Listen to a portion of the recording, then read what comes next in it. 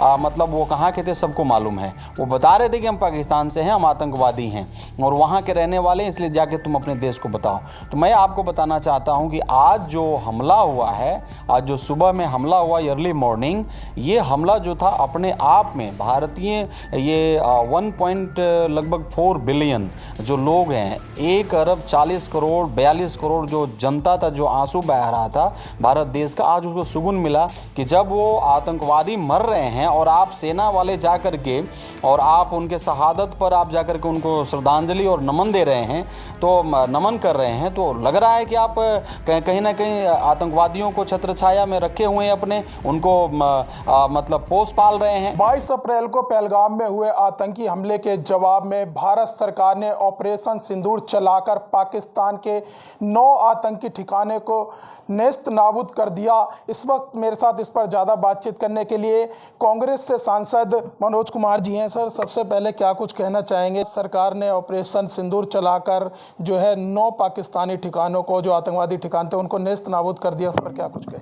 देखिए, मैं आपको बताना चाहूँगा कि जिस प्रकार से 22 अप्रैल का आपने जिक्र किया, 22 अप्रैल को जो घटना हुआ था पूरा देश देखा था और पूरा देश आज लगभग 14-15 दिन हो गया था और पूरा देश आहत में था।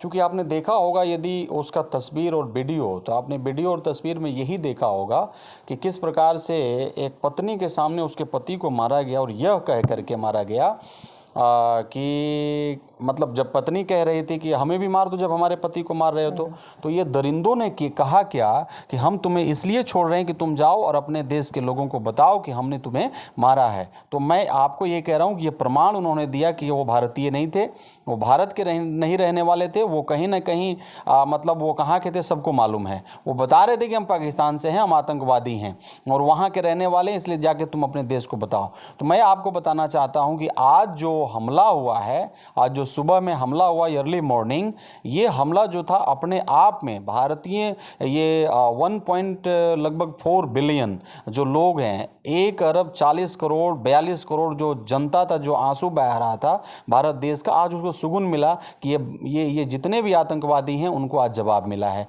तो इसके लिए देखिए, मतलब हम दल और पक्ष विपक्ष नहीं करना चाहते हैं, लेकिन अपने देश के नौजवानों को, सैनिकों को हम सैल्यूट करना चाहते हैं कि आपने जान पर खेल करके और हमारे 1 अरब 40 करोड़ जनता जो आंसू बहा रहा था उसके आंसुओं को पोंछने का काम किया। उस विधवाओं को ऑपरेशन सिंदूर चला करके उनका जो सिंदूर उजड़ा उसको आपने उनका बदला, चूँकि हम तो उनका जो उन्होंने खोया है उसको नहीं चुका सकते, लेकिन कम से कम उनको ये सुकून मिला उन सभी बहनों को जिनका पति ने जान गंवाया था। कम से कम लगा कि आपने हमारे पति को जब मारा था तो आज आपको भी मारा गया, उनको थोड़ा सा सुकून मिला। लेकिन अभी भी बहुत सारे आतंकवादी हैं जिनको मारने का काम जरूरत है, जिनको समाप्त करने का जरूरत है, नहीं तो ये फिर से एक दूसरा अंजाम देंगे। भारत में हो सकता है फिर दूसरे देश में जाके अंजाम दें कि इनका जो काम है, दहशतगर्दों का जो काम है दहशत फैलाना, ये चुप नहीं रहते हैं,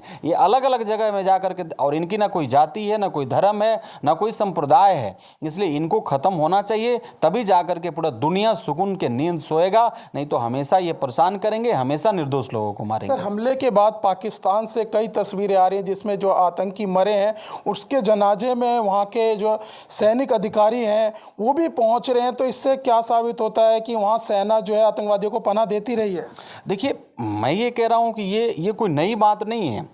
पाकिस्तान, आप जो कह रहे हैं उसी में उसका सवाल है कि जब वो आतंकवादी मर रहे हैं और आप सेना वाले जा कर के और आप उनके शहादत पर आप जा कर के उनको श्रद्धांजलि और नमन दे रहे हैं, तो नमन कर रहे हैं, तो लग रहा है कि आप कहीं ना कहीं आतंकवादियों को छत्र छाया में रखे हुए हैं, अपने उनको मतलब पोस पाल रहे हैं। तो ऐसा नहीं होना चाहिए। आतंकवाद आपके लिए भी खतरा है, मैं कह रहा हूँ कि पाकिस्तान के लिए भी आतंकवाद खतरा है। आपको मालूम होगा कि सांप को जब पोसिएगा ना और दूध पिलाइएगा, जिस दिन दूध नहीं रहेगा वो आप ही को डस डालेगा। तो ये किसी के नहीं होते हैं, आप समझ लीजिए, ये किसी के नहीं होते हैं, ये सबके लिए खतरा है। वो पाकिस्तान के लिए भी खतरा है, पाकिस्तान के निर्दोष लोगों को भी, वो भारत के ही निर्दोष लोगों को नहीं मारेंगे, वो पाकिस्तान के भी निर्दोष लोगों को मारेंगे, इसलिए वो सबके लिए खतरा है, उनके ख़त्म होना चाहिए। और अगर ऐसा अगर सोच है पाकिस्तान के आर्मियों में, तो मुझे लग रहा है कि उनकी सोच को बदलना चाहिए। ऐसा प्रश्रय और ऐसा छत्र छत्र छाया आतंकवादियों को नहीं देना चाहिए। कल सर सर्वदलीय बैठक भी बुलाई है सरकार ने, उस पर क्या कुछ कहना चाहिए? देखिए, सर्वदलीय बैठक बुलाई है तो आपको मालूम होगा, चूंकि मैं कांग्रेस पार्टी का सांसद हूं, हमारे नेता आदरणीय राहुल गांधी जी और आदरणीय खड़गे जी ने मतलब पहले से बोलते आ रहे हैं इस मुद्दे पर, खास तौर पर ये आतंकवाद के मुद्दों पर हम लोगों ने पहले भी सरकार को समर्थन दिया था, हमारे नेता आज भी समर्थन दिए हैं, और हमारे नेता ने जब समर्थन दे दिया तो बात बदलने का कोई बात ही नहीं है।